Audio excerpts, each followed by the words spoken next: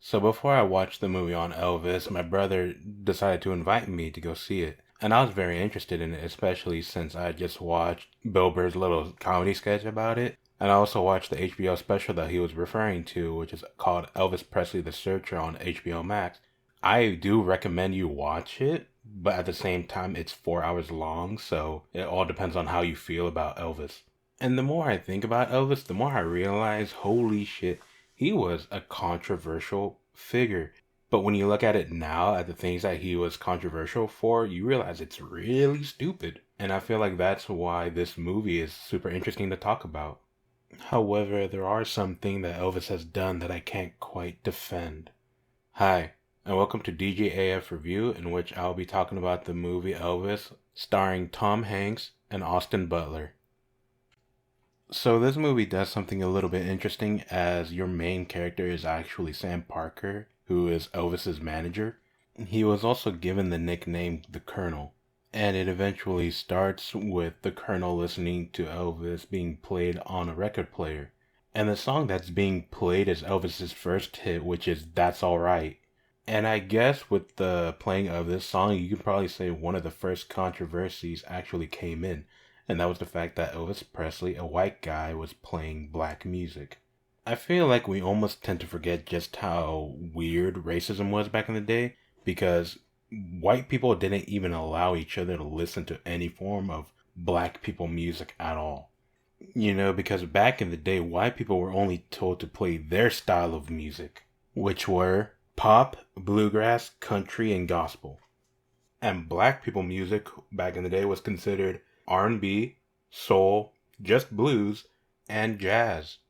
And white people back in the day made sure that those genres of music stayed with said color they were attached to. Say what you will about Elvis, but he really was the guy that sort of bridged the gap between white people and black people, sort of kind of coming together because they enjoyed the same genre, especially when you see this white guy actually putting out his all, singing black people music. Alright, I guess there's no way to beat around the bush. I know that for the longest time, you're going to hear it, I think, in the older black community, of Elvis stealing songs and Elvis never really allowing black people to thrive with him. But in all honesty, that was never really Elvis's fault. You see, covering other artists' music was such a normal thing to do back in the day. Yeah, and it was especially normal for white artists to take black people's music and cover them. I guess the only problem that I see with Elvis is that he's the one that got the most popular out of covering said artist music. The truth is that Elvis still gets blamed for covering like these people's music and getting that popular, as if he was like the mastermind behind all of it. Most of it was just people listening to him being like, oh, he can actually be something.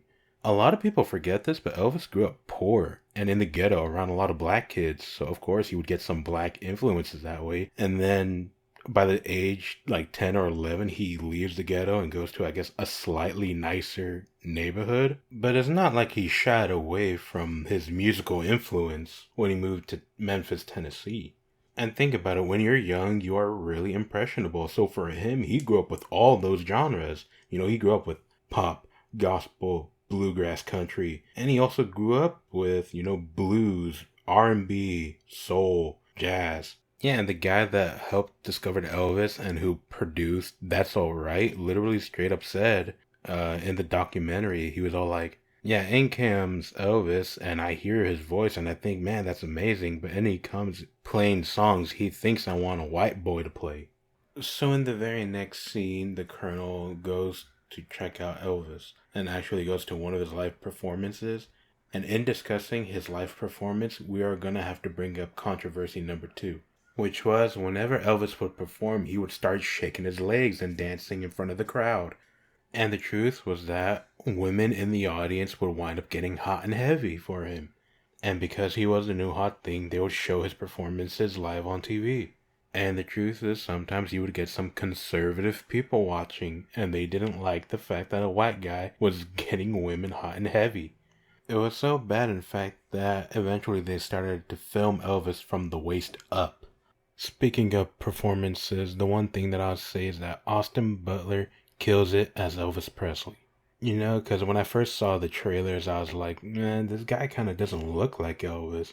But as we all know, it's about selling himself as Elvis. And I think he does that with flying colors.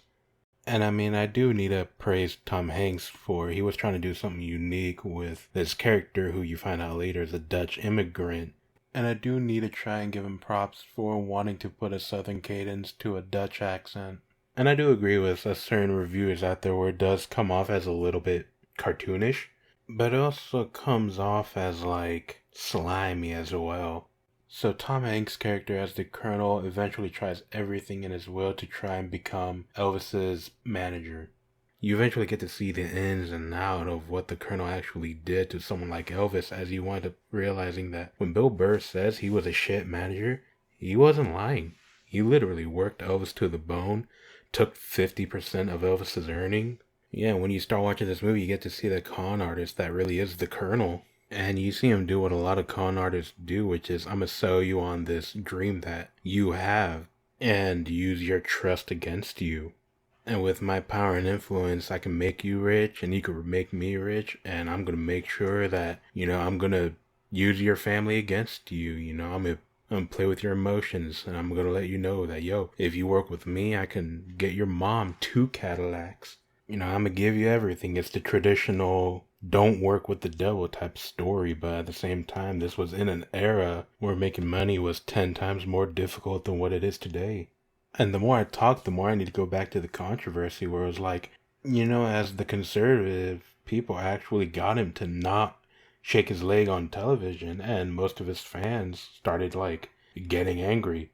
But at the same time, I kind of understand it, especially when it's like, in comes this dude who's not being a traditional white guy or white man.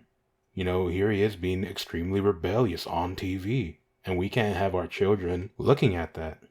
And in all honesty, one of the good things I actually kind of enjoyed about Elvis, that Elvis didn't really care about his image or anything. The only thing he cared about was just making music that he felt that the people would enjoy, regardless of his ethnicity. However, there's moments in this movie when you get to see Tom Hanks as the Colonel, like, his character actually gets angry when he feels like he doesn't have full control of Elvis. And there are so many good roles in this movie, especially the people who play the parents. Like, the actress that played the mom knew how to play around with a sense of fear and all the emotions that she had to go through. Being the overprotective mother. And she was always fearful of Elvis going sort of alone, traveling with this one random masked manager. To a certain extent, she was right. And then there's just a scene with the dad that even my brother and sister said was a little bit difficult to watch. That comes later in the film. And there really are some moments that are just going to catch you off guard. There's straight up some moments that I found myself kind of getting angry at the screen because I knew what was going to happen because of the HBO special that I watched. And I think that's just a testament to how good these actors really are. There's scenes that you really do feel for Elvis where it's like, dude, his manager stopped him from wanting to travel abroad. And it was because he was a Dutch immigrant, which I'm guessing it was because of World War II. And for me, that's the only way for it to make sense, considering that if you actually watch real live interview with this guy, the Dutch accent is very faint. And then comes the woman who plays Priscilla Presley. This one is now a really difficult topic, especially since this is a mix between pedophilia and grooming. Because when Presley first met Priscilla, she was like 14 years old. And in all honesty, I don't know what year they got married in. All I know is that she was still technically speaking a minor when it happened. And him getting married to Priscilla happened after he was drafted to the Cold War and sent to Germany.